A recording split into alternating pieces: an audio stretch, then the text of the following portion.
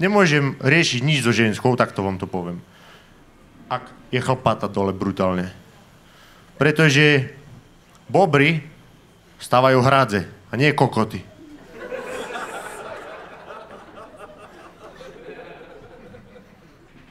Pretože ja som v živote mal asi 2 panny. Samozrejme to neviem, lebo ženská vám to nepovie. Jedna to teda povedala, ale mohla si vymýšľať, druhá ja neviem. Tá mi to nevravela, o tej si to myslím.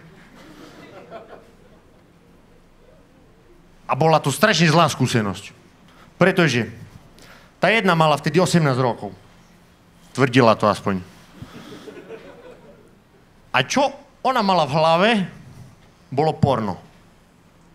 Lenže ona mala v hlave asi také porno, jak je Blue Hustler program, že vlastne tam neukazujú ten styk celý.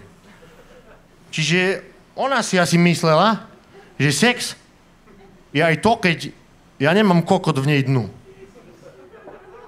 Skákala po mne, jak jebnutá.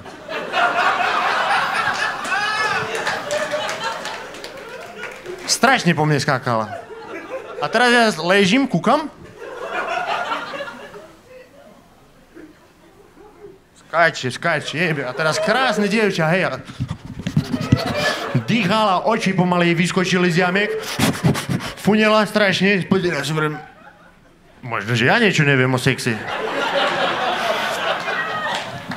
Skákala po mne, jak jebnutá.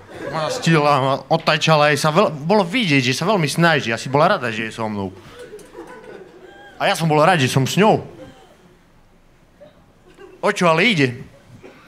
Že po 2 hodinách tohto skákania sme sa rozlúčili. Poslal som ju do piči.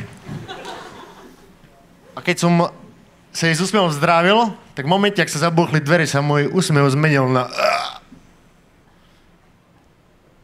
Asi pol dňa ma vajca boleli.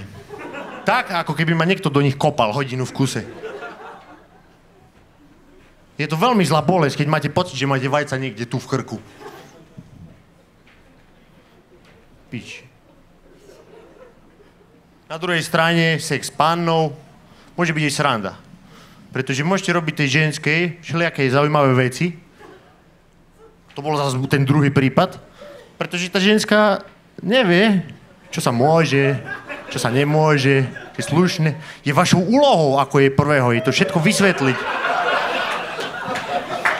A ja veľmi rád vysvetľujem takéto veci. Je niečo krásne na tom, keď sa jej opýtate, či napríklad rozmýšľala nad tým mať niečo v zádku a ešte než to dohovoríte, už tam strčím prst. Len tak trochu. A ženská vám že... Ale vy musíte povedať, po piči, to je čo fajné. To je ten pocit, ktorý ti zaručí šťastný život. Fakt? Jasné. Môžete hovoriť, fajč. Sa vyzdrekáte do úst. Čo mám potom s tým robiť? Polkni, hneď.